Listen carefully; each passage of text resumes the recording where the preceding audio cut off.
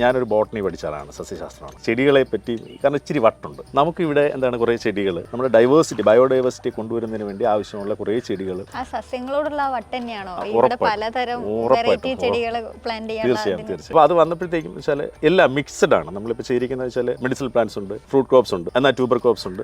Plantation crops എന്ന് പറയുമ്പോൾ നമുക്ക് കമുക് വെച്ചിട്ടുണ്ട്, ഇപ്പോൾ തെങ്ങ് വെച്ചിട്ടുണ്ട്. അപ്പോൾ ഇതെല്ലാം ഉണ്ട്.